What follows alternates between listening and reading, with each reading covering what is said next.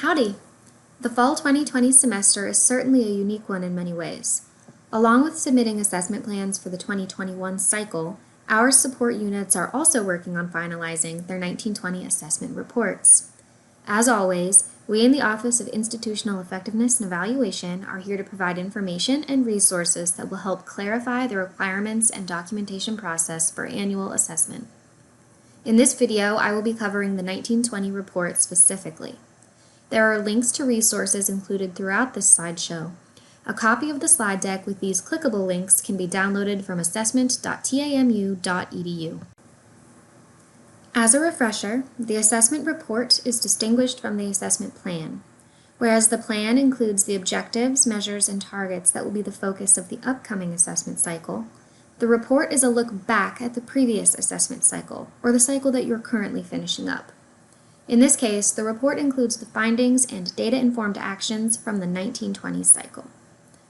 For most of our support units at Texas A&M, the assessment report goes through a couple stages before submission to OIE&E for final review. The recommended deadline for submission to receive internal feedback on your report is October 31st. And the recommended date for liaisons to submit their feedback to programs is November 20th. These dates are highlighted because they are flexible.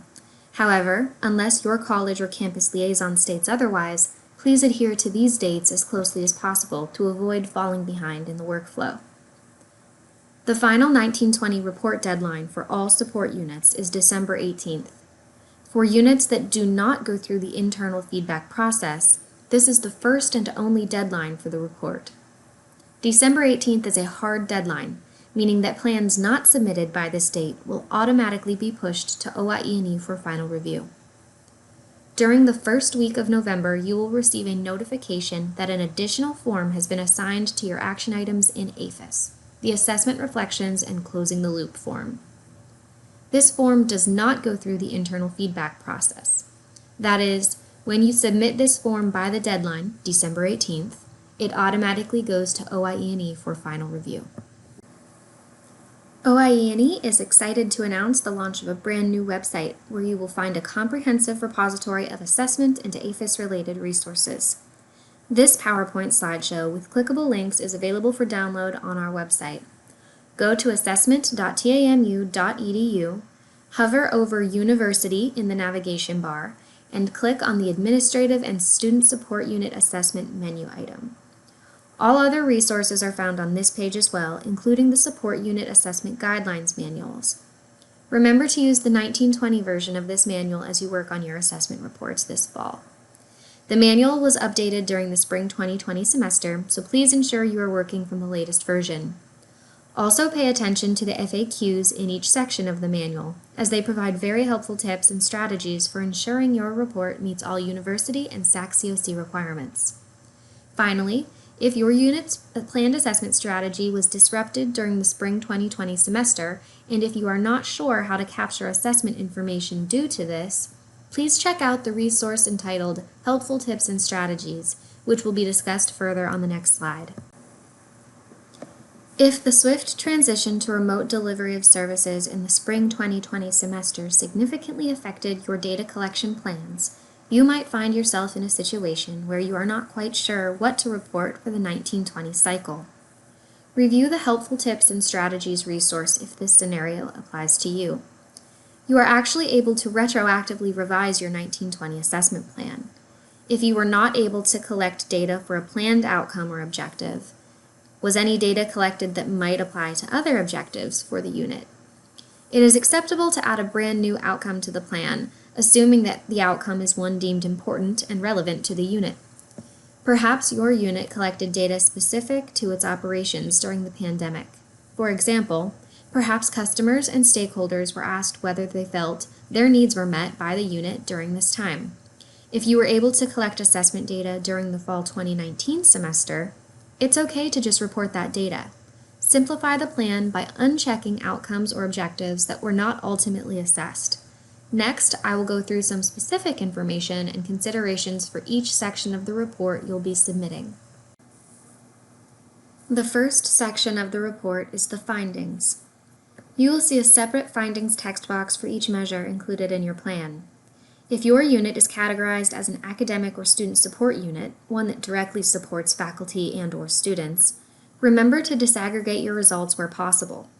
If you are unsure whether your unit is categorized as such, refer to page 5 of the manual for more information about what characterizes academic and student support units versus administrative units. There are a few different ways it may be possible to disaggregate findings. Units responsible for providing or overseeing the provision of support services to all Texas A&M students, including those at other geographic locations, such as satellite locations, should implement strategies for assessing services offered at those sites. Whether the same or different assessment strategies are used across locations, the results should be reported separately. Along with students located in other geographic locations, the term unique student populations also refers to online students. Units responsible for providing or overseeing the provision of support services to all TAMU students should include this consideration in their assessment reporting. It is important to recognize that it may be necessary to assess online services and/or services at other geographic locations using different outcomes or measures. Support units are strongly encouraged to examine their effectiveness, as identified by their outcomes, for other unique populations. This might mean disaggregating results for historically underserved students, or undergraduate versus graduate or professional students. These are just a couple examples of a wide range of possible disaggregations. Finally, all support units, whether administrative or academic and student support, should contextualize the results they are reporting. Answer the question, what do these results mean for continuous improvement? If the outcome has been measured in the past, how is the current result situated in that longitudinal trend? Is this result surprising or affirming? Answering questions like these helps to provide some context for the finding, more so than a simple statement that the target was met, unmet, or partially met. After reporting your findings, the next step is documenting the unit's actions to be taken or changes to be made based on those findings, referred to as data-informed actions.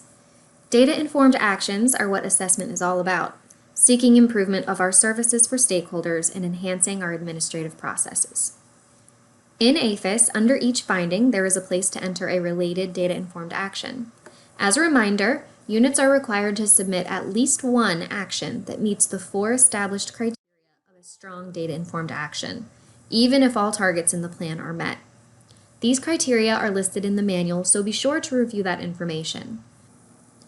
The key criterion is that the action is specific and designed to improve the outcome or objective. There should be enough detail provided that an external reviewer should be able to understand what specific change or changes are being made to effect positive change. Because a change is required, this means the action cannot be to simply continue with the exact same action from the previous cycle. Previous actions can be built upon and improved, but the action submitted in this report must be novel in some way. An important thing to keep in mind is that changes to the assessment process do not fulfill the criteria. That is, changing measures, establishing new surveys, or revamping any part of the unit's assessment strategy does not qualify as a change designed to improve the objective. That being said, changes to the assessment process are often necessary and very meaningful, and there is a place in the reporting process where this kind of information should be discussed, which I will go over in just a few minutes. Academic and student support units, those that support student and/or faculty success directly, should be sure to include at least one action that acknowledges the relevance of the action to unique student populations served by the unit. If there are disparities between populations in the findings, the action should address these disparities. If there are no disparities, or even if results could not be disaggregated for some reason, the unit should communicate how their data-informed action might affect the various populations they serve, particularly for online services and services at other geographic locations. Though only one data-informed action that meets all 4 criteria is required, please be sure to enter something in each data-informed action text box. This may be a brief continuation of the contextual information included in the finding statement, Or it may be a broader vision of how the unit intends to address results for the targeted objective in the future. The manual includes some suggestions and pointers for what kind of things to discuss in these other data-informed actions sections. After the first draft of the report is submitted to the internal liaison for feedback, an additional assessment form will be assigned to program coordinators in their APHIS action items. You will be notified via email notification when this form is assigned. It is called the 1920 Assessment Reflections and Closing the Loop Report, and it consists of a series of open-ended questions for each unit to respond to. It should be noted that when this form is submitted, it goes straight to OIE&E for final review, regardless of whether the unit is assigned an internal liaison. However, if you would like feedback from your internal liaison on this report, you may export this form using the Print to PDF option and share it with your internal liaison for feedback outside of the system, if you so wish. The first item you are asked to respond to in this form is specific to the 1920 cycle, as it relates to how the transition to remote delivery of services in the spring 2020 semester may have affected your data collection strategy. Some units were deeply affected, and some weren't affected at all. In any case, this is an opportunity to explain what the unit experienced in the spring and summer, whether any changes needed to be made, and whether the unit continues to be affected in the fall 20 semester. There are some guiding questions in this prompt, as seen in the third bullet on this slide, but ultimately units have freedom to explain their specific circumstances. The next section of this form is called Assessment Reflections. First, program coordinators are asked to describe who is involved in the assessment process. That is, who is involved in the planning, data collection, and decision-making once results have been analyzed. This response should address how both staff and unit leadership are involved, as assessment is a collaborative process. The next question asks to reflect on the overall assessment process and experience during the assessment cycle, with particular focus on the data that was collected and what was learned. This is the section where changes to the assessment process should be discussed. Ask yourself, for the particular outcomes or objectives we are measuring, did we collect the right data? In more technical terms, is our data valid? Do our measures actually capture the information we intended for them to capture? Second, is the data we collected specific enough to guide changes or improvements in the targeted outcome? Something to consider here is whether the same targets used year after year are consistently being met at 100%. Is it still useful to continue using that target or measure in the plan? Could the unit learn more from reporting the data in a different way or implementing a different measure? The final section of this report, Closing the Loop, is where units are asked to reflect on the impact of a previously implemented data-informed action or some other change that was designed to improve the services and/or functions of the unit. Please note that the action discussed here does not necessarily need to be one that was submitted in a previous assessment report. The assessment reporting process is likely only a snapshot of the total assessment that takes place in the unit each year. Changes are implemented constantly, and not all of them will be captured in this documentation process. So, if the action from last year's assessment report has not yet been fully implemented, or if the targeted outcome has not yet been reassessed, that's okay. Discuss some other change that was made in the unit within the last approximately 1 to 3 years, and how that change impacted or didn't impact the important objectives or outcomes that the unit has identified.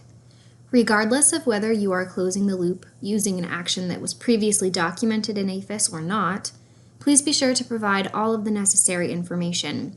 That is, describe the data or observation that led to the need for a change. Describe the change fully. And after that change or action was fully implemented, what did follow-up data or post-change observation tell you about the targeted outcome? Was there an improvement? Whether that answer is yes or no, what's next? Units that are fairly new may not yet have enough information on which to close the loop. If your unit is new within the last couple years, be sure to state that in your response. Also be sure to clearly state when systematic assessment of the unit began or when it will begin, and what efforts are currently being made to use already collected assessment data for continuous improvement.